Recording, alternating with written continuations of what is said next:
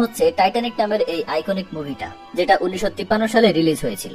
এই জাহাজটি ডুবার পর প্রায় 73 বছর পর্যন্ত অনেক বিজ্ঞানী অনেক খোঁজাখুঁজি করেন, কিন্তু কেউ কিছু জানতে পারেনি।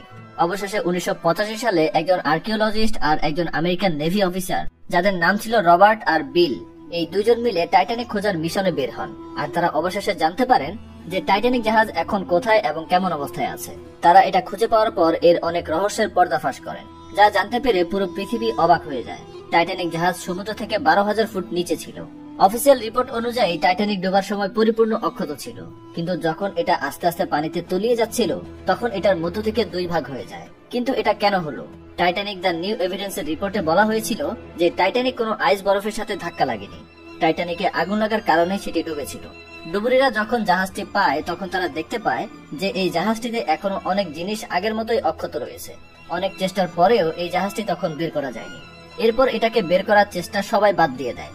হয়তো তারা এতদিনে জেনেই গিয়েছিল যে এটা আর কোনোদিন বের করা যাবে না। এমনকি বর্তমান সময়ের আধুনিক যন্ত্রপাতি দ্বারাও সম্ভব নয়, এটা এখনো সমুদ্রের নিচেই রয়েছে।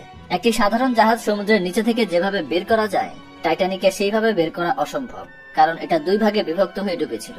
কিন্তু হাইটেক সাবমেরিন আর পাওয়ারফুল ম্যাগনেটিক সিস্টেমের মাধ্যমে একটু চেষ্টা করে দেখা যায়, কিন্তু এতে অনেক সমস্যার সম্মুখীন হতে হবে। যার প্রথমেই আছে টাইটানিকের ওজন। টাইটানিক জাহাজের ওজন প্রায় 1,43,000 টনেরও বেশি, যা কিনা অনেক বেশি। এরপর আসে পানির স্রোত, যা এর ওজনকে আরো কয়েক গুণ বাড়িয়ে দেয়। টাইটানিক জাহাজ যেই জায়গায় ডুবেছিল সেখানে পানির গভীরতা অনেক বেশি ছিল। এখান থেকে মাত্র 1 স্কয়ার কিলোমিটার দূরের যে কোনো জিনিসকে কিনারায় আনতে প্রায় 392 নিউটন চৌম্বক শক্তির প্রয়োজন। আর বিজ্ঞানীরা এখনো পর্যন্ত এমন চৌম্বক শক্তি তৈরি করতে পারেনি যার দ্বারা টাইটানিককে বাইরে আনা যাবে। প্রথম দিকে বিজ্ঞানীরা টাইটানিককে বের করার কোনো পরিকল্পনাই ছিল না, তাই তারা টাইটানিককে বের করার জন্য অনেক মজার মজার পদ্ধতি ব্যবহার করে, যার মধ্যে প্রথম তালিকায় ছিল পিংপং বলের মাধ্যমে টাইটানিককে রিকভার করা।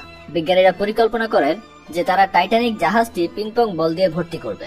এরপর এই বলগুলো পানির সংস্পর্শে এসে ফুলে উঠলে সেই সাথে টাইটানিক জাহাজটি উপরে ভেসে উঠবে, আর তারা কোনো সাবমেরিন বা বড় কোনো ম্যাগনেটের মাধ্যমে সেই জাহাজটি তুলে নেবে।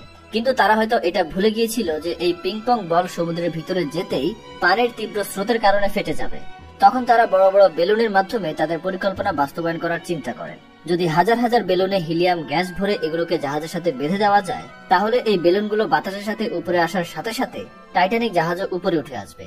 কিন্তু তারা তখন এটা ভেবে দেখেনি যে সমুদ্রের মাঝে বেলুনের ভেতর কিভাবে এই গ্যাস ভরবে আর কিভাবে এই বেলুনগুলো উপরে আসবে। এরপর তারা দেখলো বরফের ঘনত্ব পানির তুলনায় কম, তাই তারা ভেবেছিল যে টাইটানিক যে জায়গায় আছে যদি কোনোভাবে সেখানটা বরফে জমিয়ে দেওয়া যায় তাহলে জাহাজ পানির উপরে চলে আসবে। আর এই কৌশলটির কথা বলেছিলেন আমেরিকার একজন ইঞ্জিনিয়ার জন পিয়ানেন। আর উনি এটাও বলেছিলেন যে এতে অধিক মাত্রায় লিকুইড নাইট্রোজেনের প্রয়োজন পড়বে। আর এই আইডিয়াটি অসাধারণ ছিল, কিন্তু ব্রিটিশ বিওসি এর মত অনুসারে এতে 500,000 টন লিকুইড নাইট্রোজেনের প্রয়োজন পড়বে। তখন সবার মাথায় এই প্রশ্ন আসে যে এত পরিমাণ নাইট্রোজেনকে কিভাবে এত গভীরে পৌঁছানো যায়, এটা তো অসম্ভব। তাই এই আইডিয়াটিও কোনো কাজে লাগেনি। এরপর একটি শিপ বিল্ডিং কোম্পানি টাইটানিককে বের করার জন্য একটি বুদ্ধি দেয়। তাদের মতে সবার প্রথমে টাইটানিকের উপর জমে থাকা শ্যাওলা আর আবর্জনা পরিষ্কার করতে হবে, আর এর জন্য খুব পাওয়ারফুল ভ্যাকুয়াম ক্লিনারের প্রয়োজন হবে। এরপর একটি বড় লোহার শিকলের সাথে টাইটানিককে বাঁধতে হবে। এরপর বাকি কাজ এই মেশিন নিজেই করবে। এছাড়াও এমন একটি সাবমেরিনের ব্যবস্থা করতে হবে যার ট্যাঙ্ক গ্যাস দিয়ে ভরা থাকবে। শুধু এটুকুই নয়, এই পরিকল্পনাটি বাস্তবায়ন করার জন্য অনেক বৈদ্যুতিক শক্তির প্রয়োজন হবে। বিজ্ঞানীদের মতে এটার জন্য প্রায় 20 মিলিয়ন কিলোওয়াট বিদ্যুতের প্রয়োজন পড়বে, আর এই বিদ্যুৎ উৎপাদনের জন্য একটি পাওয়ার প্ল্যান্টের প্রয়োজন। কিন্তু সমস্যা এই ছিল যে সমুদ্রের এই গভীরে পাওয়ার প্ল্যান্ট কিভাবে বানাবে, তাই তারা ফ্লোটিং পাওয়ার প্ল্যান্ট বানানোর কথাও ভাবেন। কিন্তু সমুদ্রের পানির স্রোতের কারণে এই প্ল্যান্টের তার ফেটে যাবে, আর যদি কোনোভাবে এটা বাস্তবায়ন করা যায় তাহলে এর জন্য অনেক মূল্য দিতে হবে। তাই বিজ্ঞানীরা এই প্রজেক্টটিও বন্ধ করে দেয়। এরপরেও অনেক বড় বড় কোম্পানি এই প্রজেক্টটিকে নিয়ে কাজ করতে চেয়েছিলেন, কিন্তু এতে এত বেশি খরচ যে এটা নিয়ে না ভাবাই উত্তম। কারণ টাইটানিককে বের করতে যত টাকা খরচ হবে সেই টাকা রিকভার করা অসম্ভব। যদি কোনো কোম্পানি এই প্রজেক্টটি নিয়ে কাজ করে এবং টাইটানিককে বের করে কোনো মিউজিয়ামেও রেখে দেয়, তাহলেও এর উপর যত টাকা খরচ করা হয়েছে তা রিকভার করতে 100 বছর লেগে যাবে। যদিও এই জাহাজের সাথে অনেক মানুষের আবেগ জড়িয়ে আছে, তবুও কোনো কোম্পানি এত বড় ঝুঁকি নিতে চায় না। বিজ্ঞানীদের মতে ব্যাকটেরিয়া টাইটানিকের বিভিন্ন অংশকে দুর্বল করে দিয়েছে, আর ভবিষ্যতে এই ব্যাকটেরিয়াগুলোই টাইটানিককে পুরোপুরি ধ্বংস করে দেবে। এছাড়াও টাইটানিক এখন অনেক সামুদ্রিক মাছের আশ্রয়স্থল হয়ে গেছে। 2001 সালে টাইটানিককে আন্ডার ওয়াটার কালচারাল হেরিটেজ নামে আখ্যায়িত করা হয়। শোনা যায় যে টাইটানিক জাহাজটিকে বের করতে যত টাকা প্রয়োজন হবে তত টাকা দিয়ে এর থেকে অনেক ভালো জাহাজ কেনা যাবে।